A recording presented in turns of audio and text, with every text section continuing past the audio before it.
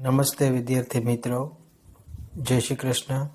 શ્રી બાબળેશ્વર સંસ્કૃત મહાવિદ્યાલય અંતર્ગત ચાલતા online education સિરીઝમાં આપ સૌ વિદ્યાર્થીઓનું હાર્દિક સ્વાગત છે.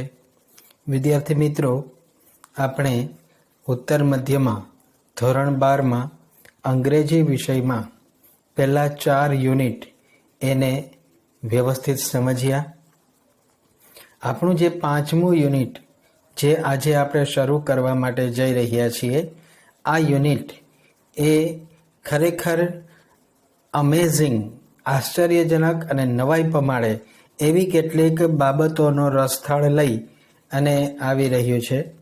આ પ્રકરણ 5મું યુનિટ, જેનું ટાઇટલ એન્ટ્સ એટલે કે કીડીઓ વિશે આપણે કેટલીક આપણે ન જાણતા હોય એવી અજાણી બાબતો છે, એનો અહીંયા આપણે અભ્યાસ કરશું. આ પ્રકરણમાં કીડીઓ વિશેની કેટલીક માહિતી એ પૂરી પાડવાનો પ્રયાસ કરવામાં આવ્યો છે. શરૂઆતમાં પ્રી ટાસ્ક આપેલી છે. આ પ્રી ટાસ્કમાં કીડીઓને લગતી કેટલીક બાબતોની અહીંયા ચર્ચા કરવામાં આવી છે. જેમાં પહેલું જે પ્રી ટાસ્ક છે એમાં કીડીઓ છે એને લગતી એની એક કવિતા અહીંયા આપવામાં આવી છે.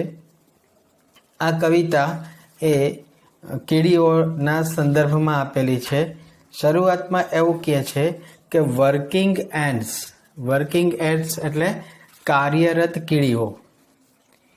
એ આ કવિતાનું ટાઇટલ છે working ants. In a straight line એટલે સીધી હરોળમાં.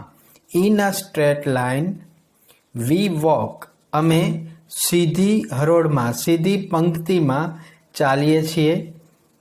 અ lot of work without talk, ઘણું બધું કામ કરીએ. અ લોટ ઓફ વર્ક, કેટલું બધું કામ કરીએ છીએ, પણ કેવી રીતે કરીએ છીએ? વિધાઉટ ટોક, બોલ્યા વગર, વાતો કર્યા વગર. અમે સીધી લાઈનમાં ચાલવાવાળા અને વાતો કર્યા વગર ઘણું બધું કામ કરી લેવાનારા. Under leaves and over rocks, અમે પાંદડાની નીચેથી અને પથ્થરોની ઉપરથી. Heavy leaves to keep our stocks, અમે અમારા પર મોટા હેવી એટલે મોટી વસ્તુઓને ઊંચકીને લઈ જઈએ છીએ. We work within an almost sacrificial love for one another. કહે છે કે we work within an almost sacrificial work એ અહીંયા તમને ભાવ દર્શાવે છે કે એકબીજાને માટે પ્રેમનું બલિદાન સતત અમે આપતા રહીએ છીએ. અમારી કીડીઓ પ્રત્યે અમે એકબીજા પર પ્રેમનું બલિદાન એ આપનારા છીએ. ધીસ લવ સો સ્ટ્રોંગ, આ અમારો પ્રેમ એટલો બધો મજબૂત હોય છે કે આગળ કહે છે permits our bodies willingly carries many times its weight freely. અમારો વજન છે એના કરતાં પણ વધારે વજન ઊંચકવામાં અમને એકબીજાનો પ્રેમ છે એ મદદરૂપ બને છે. As V find a freedom in a devotion એટલે નિષ્ઠા અથવા તો ભક્તિ. અમે નિષ્ઠા કે ભક્તિમાં પણ અમારું સ્વાતંત્ર્ય શોધીએ છીએ. As V build a great life together, અને અમે અમારું જીવન છે એકબીજાની સાથે મળી અને ભવ્ય અને શ્રેષ્ઠ બનાવીએ છીએ. તો આવા સુંદર મજાના ભાવ આ કવિતામાં આપેલા છે. મિત્રો, જે બીજી પ્રી ટાસ્ક છે એમાં કેટલીક ફેક્ટ્સ આપેલી છે કે જેના વિશે આપણે માહિતગાર છીએ કે નહીં, એ આપણે ટ્રુ છે કે નથી, એ એન્ટ્સ વિશે, કીડીઓ વિશે એ આપણે સમજવાનું છે. તો સૂચના આપેલી છે, what do you know about ants, તમે કીડીઓ વિશે શું જાણો છો? What do you know about ants, તમે કીડીઓ વિશે શું જાણો છો? Put a cross on what you think is not true about ants. તમે કીડીઓ વિશે શું જાણો છો? Put a cross on what you think is not true about ants. તમે કીડીઓ વિશે જાણતા હોય પણ ખરેખર તે સાચું ન હોય તો એવી બાબતો છે ત્યાં તમારે ક્રોસ મૂકવાનું છે. એમાં પહેલી બાબત છે ants are tiny and weak creatures. કીડીઓ છે એ પ્રમાણમાં ખૂબ નાની અને નબળા જીવ હોય છે. તો અહીંયા જે છે ને આપણે પહેલું સ્ટેટમેન્ટ ત્યાં ક્રોસ મૂકીશું. શા માટે ક્રોસ મૂકીશું? કારણ કે આપણી જે આ માન્યતા છે એ માન્યતા હવે ખોટી પડવાની છે. બીજું વાક્ય છે ants work as a crowd not as a team. કીડીઓ છે એ ટોળે વળે છે પણ એક ટીમ વર્ક એનામાં જોવા મળતું નથી. તો અહીંયા બીજું સેન્ટેન્સ છે એમાં પણ આપણે ક્રોસ મૂકશું, ચોકડી. ત્રીજું વાક્ય છે they are harmless and non વાયોલેન્ટ. કીડીઓ છે એ નુકસાન રહિત, કોઈ પણ જાતનું નુકસાન કરતી નથી અને નોન વાયોલેન્સ અને અહિંસામાં માનનારી હોય છે. એ જે ત્રીજું સેન્ટેન્સ છે એને પણ આપણે ક્રોસ મૂકીશું, કારણ કે આ પાઠમાં આપણે જાણવા મળશે કે કીડીઓનું અસલ ઓરિજિનલ વ્યક્તિત્વ છે કેવું હોય છે. ચોથું સ્ટેટમેન્ટ આપેલું છે અહીંયા they have to collect food. તેઓ ખોરાક એકઠો કરે છે, તો એ સાચી વાત છે. They can not grow food like farmers. તેઓ ખેડૂતોની જેમ જે ક્રોપ્સ છે એનો એ તૈયાર કરતા નથી. Ants can it a huge elephant in a few minutes. માત્ર થોડી જ ક્ષણોમાં કીડીઓ છે એ હ્યુજ કદાવર હાથીને પણ આરોગી જાય છે. ત્યાં આપણે ટીક કરશું, રાઇટ કરશું. Ants are food for other creatures. કીડીઓ છે એ અન્ય સજીવો માટેનો ખોરાક છે. ત્યાં પણ આપણે ટીક માર્ક કરશું, રાઇટ. Ants are hunters. કીડીઓ છે એ શિકારી પણ હોય છે, એ પણ સાચું કરશું. અને લાસ્ટ સેકન્ડ છે ants are so tiny that they can not rule over other creatures. કીડીઓ એટલી બધી નાની હોય છે કે તે અન્ય જીવો પર શાસન કરી શકતી નથી, તો એ પણ ટ્રુ કરશું ત્યાં. અને છેલ્લું જે સ્ટેટમેન્ટ આપેલું છે ants have a social life like human beings. કીડીઓ પણ મનુષ્યોની જેમ જ સામાજિક જીવન જીવે છે. તો આવા કેટલાક મુદ્દાઓ અહીંયા આપણે આપેલા છે. આ મુદ્દાઓના આધારે આપણે કીડીઓ છે એની વિશે કેટલીક માહિતી છે એ પ્રાપ્ત કરી શકીએ. તો વિદ્યાર્થી મિત્રો, આ પ્રી ટાસ્ક ઉપરથી આપણે જસ્ટ ખ્યાલ આવી ગયો હશે કે આપણે જે પાઠ વિશે, જે યુનિટ વિશે ભણવાનું છે, સમજવાનું છે, એનું આપણું મુખ્ય પાત્ર, મેઇન કેરેક્ટર છે એ કીડીઓ હશે. તો વિદ્યાર્થી મિત્રો, આપણે કીડીઓ વિશે આ પાઠમાં કંઈક શીખવાનું છે, જાણવાનું છે, સમજવાનું છે. આ પાઠની અંદર આપણે કીડીઓના કેટલાક મહત્વના ગુણધર્મો વિશે ભણશું. કેવા ગુણધર્મો? તો કે કીડીઓ છે આપણે સામાન્ય રીતે દ્રષ્ટિગોચર કરીએ તો કીડીઓને ક્યારેય આપણે નવરા બેસતા નહીં જોઈએ. એ સતત ને સતત ચાલતી જ રહેતી હોય. ક્યાંય રેસ્ટ કરતી, આરામ કરતી, સૂતી આપણે એને નહીં જોઈ શકીએ. એટલે કહેવાનો અર્થ એ છે કે કીડી છે ને એ હાર્ડવર્કનું એક પ્રતીક છે. કીડીઓ છે એ સતત હાર્ડવર્ક કરે.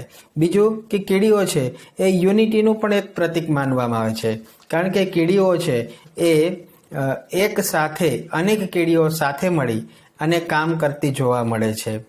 આ ઉપરાંત કીડીઓની અંદર કેટલીક ક્ષમતા પણ હોય છે. કીડીની ક્ષમતાને આપણે ઓછી ન આંકી શકીએ. આ પાઠની અંદર આપણે જોશું કે કીડીઓમાં કેટલીક ક્ષમતા હોય છે. આ ઉપરાંત આપણે આ પાઠમાં કીડીઓની કેટલીક જાતો વિશે પણ ભણીશું. એના કાર્યો વિશે ભણીશું. એના મુખ્ય કાર્યો જે મનુષ્યની સાથે એના કાર્યોને આપણે સરખાવી શકીએ એવી બાબતો છે, એના વિશે પણ આપણે અહીંયા જાણીશું. તો કીડીઓ છે એ ખરા અર્થમાં તો એ આપણા માટે એક પ્રેરણા રૂપ બની શકે આ પાઠ વાંચ્યા પછી, સમજ્યા પછી. કારણ કે એમાંથી આપણે ઘણું જાણવાનું છે, ઘણું શીખવાનું છે. કઠિનમાં કઠિન પરિસ્થિતિ હોય ને એમાંથી પણ અન્ય કીડીઓની મદદથી જે કીડી છે એ બીજી કીડીઓની મદદથી બહાર આવી જાય છે. તો અહીંયા આપણે એ શીખવાનું છે કે મુસીબતના સમયમાં આપણે અન્ય આપણા જેવા જ બીજા વ્યક્તિની પણ મદદ કરવી જોઈએ, જે કીડીઓ અન્ય કીડીઓને માટે મદદરૂપ બને છે. આ કીડીઓ છે એ આપણી જેમ ખેતી પણ કરે. આપણે જેમ ખેતરમાં ખેતી કરીને ક્રોપ્સ ઉગાડીએ, પાક ઉગાડીએ, એવી રીતે કીડીઓ છે એ પણ ખેતી કરે છે. એની પણ વાત આપણે આ પાઠમાં કરીશું. તો કેટલીક કીડીઓની વિશેષતા છે એ પણ આપણે જોશું. ખાસ કરીને કેટલીક કીડીઓ જે યુરોપની અંદર લાલ કીડીઓ જોવા મળે છે. તો આ લાલ કીડીઓની જે એક વિશેષતા છે કે આ લાલ કીડીઓ છે ને એ કાળી કીડીઓને પોતાના ગુલામ તરીકે રાખે છે. અને એવું કહેવાય છે કે કાળી કીડીઓ છે એના ઈંડાઓ જ્યારે એના રાફડામાં દરમાં હોય છે ત્યારે લાલ કીડીઓ છે ને એ કાળી કીડીઓના દર ઉપર એટેક કરે છે, હુમલો કરે છે. અને એ કાળી કીડીઓના જે ઈંડા હોય છે ને એ ઈંડાને પોતાને પાસે લાવે છે, પોતાને ત્યાં લઈ જાય છે. પછી એ કાળી કીડીના જે ઈંડા છે એને સેવી અને એમાંથી જે બચ્ચા જન્મે એ બચ્ચાને પહેલેથી જ એવા ટ્રીટ કરવામાં આવે, પહેલાંથી જ એવી એને તાલીમ આપવામાં આવે કે એને ગુલામ તરીકે રહેવાનું છે. કેટલીક વખત તો આ લાલ કીડી છે એ કાળી કીડી છે એના પીઠ ઉપર બેસી અને મુસાફરી કરતી હોય છે. ઉપરાંત એના માટે નાના મોટા કામ પણ આ કાળી કીડીઓ છે એ ગુલામ તરીકે કરતી હોય છે. તો લાલ કીડીઓ છે યુરોપમાં જોવા મળતી, એ કાળી કીડીઓને પોતાના ગુલામ તરીકે રાખી એની પાસે ઘણા બધા કામ કરાવતી જોવા મળે છે. તો એવી પણ કેટલીક કીડીઓ છે જે શિકારી કીડી તરીકે પણ ઓળખાય છે. આફ્રિકાની અંદર ડ્રાઈવર એન્ટ્સ નામની કીડીઓ થાય છે. આ કીડીઓ છે ને એ અંધ હોય છે, પરંતુ આ કીડીઓ છે એ લાઇનમાં સતત પંક્તિબદ્ધ લાઇનમાં ચાલતી હોય છે. અને એના રસ્તામાં કોઈ પણ વસ્તુ આડી આવે તો તરત જ આ કીડીઓ છે એ રસ્તામાં આવતી કોઈ પણ વસ્તુઓ છે એને ખાઈ જાય, અથવા તો એ રસ્તામાં આવનાર વસ્તુઓ છે એને ધકેલી દે છે. પછી એ રસ્તામાં આવનાર કદાચ કોઈ મહાકાય પ્રાણી હોય, સાપ હોય, અજગર હોય, સિંહ હોય કે વાઘ હોય, તો આવા પ્રાણીઓ હોય ને એનો પણ એ શિકાર કરી નાખે છે. અને આ જે ડ્રાઈવર એન્ટ કીડી દક્ષિણ આફ્રિકામાં જોવા મળતી આ કીડી કોઈના ઘરમાંથી પસાર થઈ અને જતી રહે, ત્યારબાદ જો ઘરમાં જોવામાં આવે તો ઘરમાંથી ઘણા બધા જીવજંતુઓ છે એ સાફ થઈ ગયા હોય છે. આ ડ્રાઈવર કીડી એને ખાઈ જતી હોય છે. અને દક્ષિણ આફ્રિકાની અંદર તો આ જે ડ્રાઈવર કીડીઓ છે એનાથી લોકો પણ ડરે છે. અને આવી કીડીઓ જો આજુબાજુમાં ક્યાંય જોવા મળે તો લોકો પોતાના ઘર ખાલી કરી અને જતા રહે છે. આટલો ખોફ આ ડ્રાઈવર કીડીથી આફ્રિકાની અંદર જોવા મળે છે. તો આવી આફ્રિકામાં થતી ડ્રાઈવર એન્ટ્સ કીડી છે એ ખતરનાક હોય છે. આ ઉપરાંત આફ્રિકામાં જ અમ્બ્રેલા એન્ટ્સ નામની કીડી પણ થાય છે. આ કીડી છે એની પણ વિશેષતા છે કે અમ્બ્રેલા એન્ટ્સ જે છત્રી જેવા આકારવાળી જે કીડીઓ હોય છે એ શું કરે કે કોઈ પણ પરિસ્થિતિમાં એ હંમેશા પોતાને અવ્વલ સાબિત કરતી હોય છે. અને પોતાના માથા ઉપર એ વૃક્ષોના પાંદડા છે ને એને ઉપાડી અને લઈ આવે. પછી આ પાંદડા છે ને એને પહેલાં ચાવી જાય, ખાઈ જાય. પછી એ પાંદડા છે એની પથારી બનાવે અને એ પથારી બનાવી અને એના ઉપર જે ફૂગ જામે છે એ ફૂગનો ઉપયોગ આ કીડીઓ છે એ પોતાના ખોરાક તરીકે કરે છે. મતલબ કે પાંદડામાં ફૂગ ઉગાડે છે. જે રીતે ખેડૂત છે પોતાની વાડીમાં ખેતરમાં પાક લે છે, એવી રીતે આ કીડીઓ છે એ પાંદડા પર ફૂગને ઉગાડી અને એનો ભોજન તરીકે ઉપયોગ કરે છે. કેટલીક કીડીઓ તો જે લીલા કલરની માખીઓ હોય ને એને પકડી લઈ આવે અને પછી એને કીડીઓ ભેગી મળી અને આ મરેલી માખી હોય તો એના શરીરને બંને તરફથી દબાવે. હવે આ લીલી માખીઓના શરીર દબાતા એના શરીરમાંથી મધ જેવું કંઈક પ્રવાહી છે ને એ ઝરે છે. અને આ મધ જેવા પ્રવાહીને કીડીઓ છે એ મોજેથી શોખથી એનું ભોજન કરે છે. દરેક કીડીઓ છે એને પોતાને અલગ અલગ કામની વહેંચણી કરેલી હોય છે. દરેક કીડીને પોતાને જે સોંપાયેલું કામ છે એ પોતે પોતાની પૂરી નિષ્ઠાથી કામ કરતી હોય છે. કોઈ પણ કીડી હોય એને ક્યારેય પણ પહેલાંથી જ એવી તાલીમ આપવામાં આવેલી હોય છે કે એને ક્યારેય પણ નવરું બેસવાનું હોતું નથી. એ સતત ને સતત એને આળસુ ન રહે એવી પરેજ રાખવામાં આવતી હોય છે. તેઓ કીડીઓ છે એ રમતી પણ હોય છે આ કીડીઓ છે એ ડૉક્ટરની જેમ બીમાર લોકોની સારવાર પણ કરે છે અને આપણા જેવું જ જીવન જીવતી હોય છે. ડૉક્ટરની જેમ અન્ય કીડીઓની સારવાર કરે છે. કોઈ કીડી છે એ મૃત્યુ પામે તો એને દાટી પણ દે છે જમીનમાં. તો આ ભાવ કીડીઓનો દર્શાવે છે કે કીડીઓ છે એ સુવિકસિત સામાજિક ભાવના પણ ધરાવે છે, એવું પણ આપણે કહી શકીએ. તો આ રીતે કીડીઓ છે એના વિશે અહીંયા આ પાઠની અંદર શ્રેષ્ઠ ચર્ચા કરવામાં આવી છે. આ પાઠની અંદર આવતા કેટલાક અન્ય એવા શબ્દો કે જે થોડા આપણા માટે અજાણ હોય અથવા તો એ શબ્દો છે એ આપણે જાણતા ના હોય, તો એના માટે અહીંયા તમને કેટલાક ગ્લોસરી વર્ડ્સ આપેલા છે. આ ગ્લોસરી વર્ડ્સ છે એનો ઉપયોગ કરી અને આપણે પાઠ છે એને સરળતાથી સમજવાનો પ્રયાસ કરીશું. તો જે શબ્દો છે તમારી સ્ક્રીન ઉપર જોવા મળે છે. જે પહેલો શબ્દ PIT પીટ આપેલું છે, તો પીટનો અર્થ થાય છે ખાડો, બખોલ કે દર એવા અર્થ થાય છે. બીજો શબ્દ આપેલો છે અહીંયા BITS બીટ્સ. બીટ્સ એટલે શું? તો કે નાના નાના ટુકડાઓમાં વિભાજિત થયેલા કણો, ખોરાકના કણ હોઈ શકે, એને બધાને બીટ્સ કહેવામાં આવે છે. ત્યારબાદ જે ત્રીજો શબ્દ આપણે આપેલો છે એ છે ant hill, ANTHILL. Ant hill જેને કીડીઓના દર અથવા તો આપણે રાફડો તરીકે ઓળખીએ છીએ, એને અંગ્રેજીમાં એન્ટ હિલ કહેવામાં આવે છે. ત્યારબાદનો જે શબ્દ છે ARDUOUS, જેને આર્જ્યુઅસ કહેવાય. આર્જ્યુઅસ એટલે દેખાવમાં મુશ્કેલ હોય, કપરું હોય, દુષ્કર હોય એવું કઠિન કાર્ય, એને ઇંગ્લિશની અંદર આર્જ્યુઅસ કહેવામાં આવે છે. ત્યારબાદનો જે શબ્દ આપેલો છે STEEP સ્ટીપ. સ્ટીપ એટલે શું? તો આપણે ઊભો ઢાળ હોય એને સ્ટીપ કહેવામાં આવે છે. STEEP સ્ટીપ એટલે ઊભો ઢાળ, જે લપસણી જેવો હોય છે, પણ લપસણી તો વધારે પડતી ત્રાસી હોય છે, પણ આ ઢાળ તો ઊભો હોય, એને સ્લોપી હોય છે, એને સ્ટીપ કહેવામાં આવે છે. ત્યાર પછીનો જે શબ્દ છે CLIFF ક્લિફ. ક્લિફ એટલે ભેખડ. દરિયા કિનારે, નદી કિનારે તમને આવા ભેખડો જોવા મળતી હોય, પહાડ હોય છે, તો એ ભેખડો માટે અંગ્રેજી શબ્દ છે ક્લિફ. ત્યારબાદનો શબ્દ આપેલો છે CLEAR ક્લિયર, AWAY અવે. ક્લિયર અવે. ક્લિયર અવે એટલે સાફ કરી નાખવું. ત્યારબાદ શબ્દ છે FOOTHOLD, જેને કહેવાય છે ફૂટ હોલ્ડ. ફૂટ હોલ્ડ એટલે શું? વિદ્યાર્થી મિત્રો, પહાડ આપણે ચડતા હોઈએ ને ત્યારે પહાડ ચડવા માટે જે પગનો આધાર રાખવો પડે. આ પગનો આધાર આપણે ઉપર ચડવા માટે નીચેનો પગ જે છે એને આધાર તરીકે કોઈ જગ્યાએ ભરાવીએ, તે ઇંગ્લિશમાં એને ફૂટ હોલ્ડ કહેવામાં આવે છે.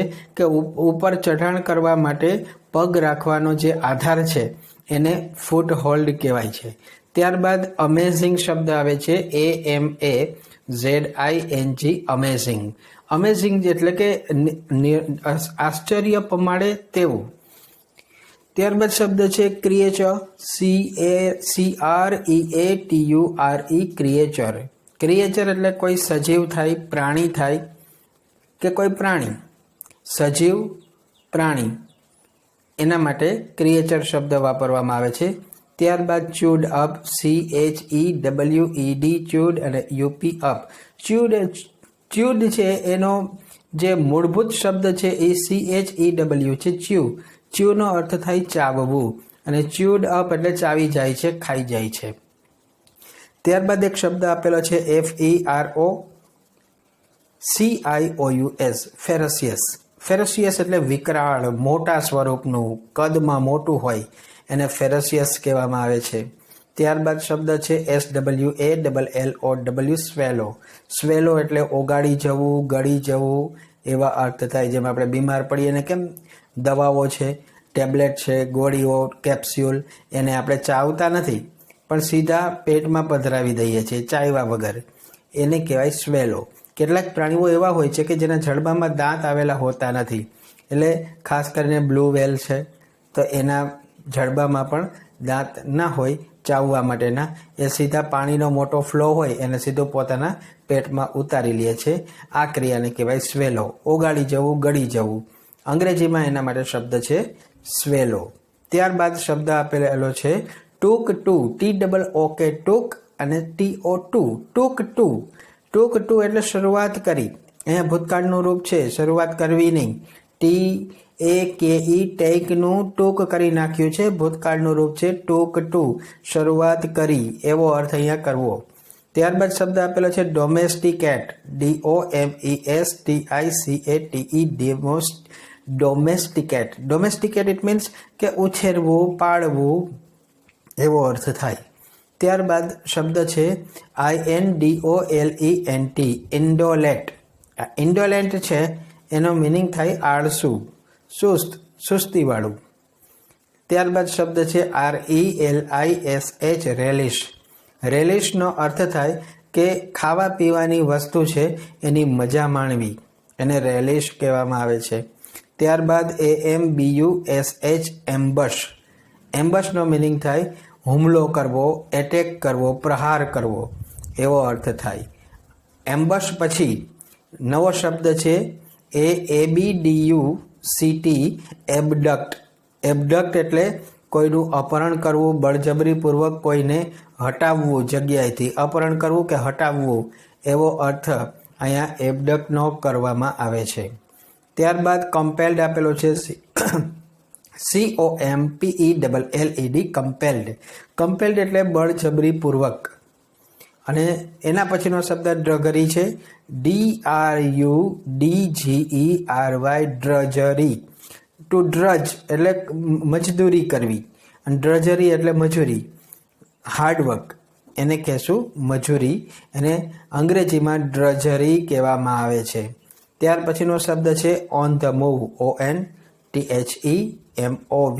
ઓન ધ મૂવ, જેનો અર્થ થાય રખડવું, ભટકવું, આમ તેમ ભટક્યા રાખવું.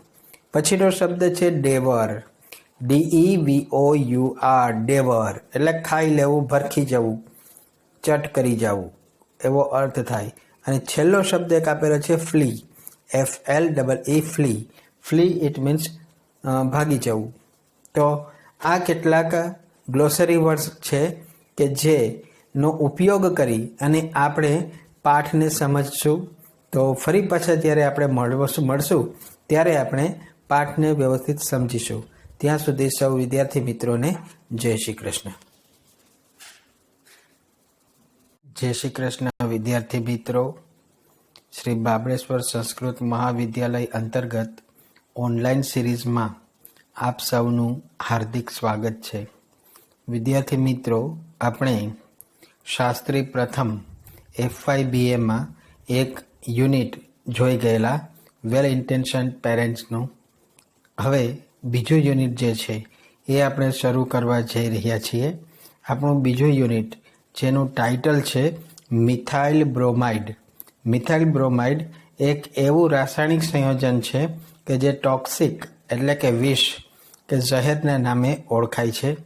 આ રસાયણ એ ખતરનાક સ્વરૂપનું રસાયણ હોય છે જે ગેસ ફોર્મમાં હોય છે. અને આ મુખ્ય એ પાત્ર છે આ સ્ટોરીના એ રાધેશ્યામ, એની પત્ની સીતા અને પુત્રી વર્ષા, આ 3 સભ્યોની આસપાસ આ સ્ટોરી છે એ ઘૂમીએ છે. મિત્રો, આ લેસનમાં આપણે મિથાઇલ બ્રોમાઇડ વિશે ભણવાનું છે. આ લેખક એ અનિલ અગ્રવાલ છે, જેણે આ પાઠને સરસ રીતે લખેલો છે. તો પાઠની થીમ કંઈક આવી છે કે મહાજન હોય છે કે જેના મકાનમાં રાધેશ્યામ અને સીતા એ ભાડુઆત તરીકે રહેતા હોય છે. પણ અમુક સમયે આ રાધેશ્યામની આર્થિક પરિસ્થિતિ સારી ના હોય એટલે ઘરનું જે ભાડું રેન્ટ છે એ ચૂકવવી શકતો નથી. પરિણામે ઈચ્છતો હોય છે એ જે મહાજન કે આ લોકો ઘર ખાલી કરી દે, પરંતુ બીજે આવી પરિસ્થિતિમાં એ લોકો ક્યાં શિફ્ટ થાય? એટલે આ લોકો રાધેશ્યામ અને સીતા એ ઘર એનું ખાલી નહોતા કરતા. પરિણામે અહીંયા મહાજન છે એ કંઈક એવી યુક્તિ પ્રયુક્તિ કે હથકંડા અપનાવવા માટે વિચારે છે કે જેથી કરીને આ પરિવાર રાધેશ્યામ અને સીતા છે એના પરિવારથી એમને છુટકારો મળે અને એના માટે એક ષડયંત્ર રચે છે. આ ષડયંત્ર એવું હોય છે કે એક વખત રાધેશ્યામ અને સીતા કોઈ લગ્નમાં ફંક્શનમાં જવાનું હોવાથી એ પરિવાર છે લગ્ન સમારોહમાં જાય છે અને પાછળથી આ જે મહાજન છે, જે મકાન માલિક છે, તે એનો શેતાની દિમાગ છે એમાં એક શેતાની વિચાર આવે છે અને કોઈના એને પોતાના ઓળખીતાની મદદ લઈ અને કોઈક જગ્યાથી એ મિથાઇલ બ્રોમાઇડ જે છે સંયોજન, રાસાયણિક સંયોજન એ કોઈ પાસેથી લાવે છે અને એની કિચન છે એ કિચનની જે ચીમનીના માધ્યમથી એ વાયુ સ્વરૂપના મિથાઇલ બ્રોમાઇડને છોડી દે છે, કિચનથી ઘરમાં ફેલાવે છે અને ફરીથી જ્યારે લગ્ન સમારંભમાં ફંક્શન પતાવી અને રાધેશ્યામ અને સીતા એ પોતાના ઘરે રાત્રે પાછા ફરે છે એ સમય લગભગ 10-10:30 વાગી ગયા હોય છે રાત્રિના, એટલે સૂવાની તૈયારી કરતા હોય છે અને એને પણ થોડુંક જે મિથાઇલ બ્રોમાઇડની વાસ દુર્ગંધ છે એને આવતી હતી. તો એ લોકોએ એવું વિચાર્યું કે કદાચ આ કોઈ ગટર પાઇપલાઇનની વાસ હોય, કારણ કે એ જ દિવસે સોસાયટીમાં એ જ્યાં રહેતા હતા એ મહોલ્લામાં ગટરનું કામ ચાલતું હતું, એટલે કદાચ એને એવું થયું કે પાઇપલાઇનમાં કંઈ લીકેજ હશે જેને લીધે દુર્ગંધ આવતી હશે. એટલે બહુ એ લોકોએ વિશેષ ધ્યાન ના આપ્યું અને વાસ જલ્દી નીકળી જાય પાઇપલાઇનની, એટલા માટે દરવાજા એણે ખુલ્લા રાખી દીધા અને સૂઈ ગયા. 10:30 વાગે રાત્રે સૂતા હતા, બરાબર 1.5 થી 2 કલાક જેવો સમય થયો હશે. 1:30 વાગ્યા આસપાસ એની દીકરી, નાની દીકરી જે વર્ષા, એની અચાનક બૂમ સંભળાણી આ ફેમિલીને અને એ થોડી જ વારમાં એને વોમિટિંગ, ચક્કર, ઉલટી થવા લાગી, ડાયેરિયાની અસર થઈ ગઈ અને તરત જ તેના માતા પિતાએ જલ્દીથી એની પણ આંખમાં, ગળામાં અને મોઢામાં કોઈ અસર થઈ હોય અને એને પણ સતત ઉલટીઓ ચાલુ થઈ ગઈ. પછી તેણે પોતાના જે સ્થાનિક લોકલ એના ફેમિલી સર્જન હતા ડૉક્ટર, એ ડૉક્ટરને ફોન કર્યા, પણ ડૉક્ટરે ફોન છે એને ઉપાડ્યો નહીં. પરિણામે આ રાધેશ્યામ અને સીતા એ આ કન્ડિશનને સમજી ગયા અને જેમ બને તેમ જલ્દી એણે એ મહાજન છે એનું કદાચ આ કોઈ કાવતરું હોય એવું સમજીને એ જલ્દીથી પોતાના ઘરની જલ્દી બહાર નીકળી ગયા અને એના બાળકને લઈ ટેક્સી કરી અને સીતા, એની પત્ની જે રાધેશ્યામની પત્ની સીતા, એના ફાધરના ઘરે જતા રહ્યા અને રાત આખી ત્યાં વિતાવી અને વહેલી સવારે એ પોતાની પુત્રી સીતાને લઈ અને દવાખાને જાય છે અને દવાખાને ત્યાં પહોંચતા જ ડૉક્ટર છે ત્યાં ફરજ પર હાજર રહેલા ડૉક્ટરે વર્ષાને મૃત જાહેર કરી. તો આ થીમ છે. મિથાઇલ બ્રોમાઇડ નામના રસાયણને લીધે વર્ષાનું મૃત્યુ થાય છે અને પછી એનું જે ડેથ બોડી, વર્ષાનું ડેથ બોડી એ ડૉક્ટર પાસે લાવે છે પોસ્ટમોર્ટમ માટે અને ડૉક્ટર છે એ પોસ્ટમોર્ટમ દરમિયાન જાણે છે કે મૃત્યુ છે એ કોઈ ઝેરી રસાયણની મદદથી થયું હશે એવું એમને લાગે છે.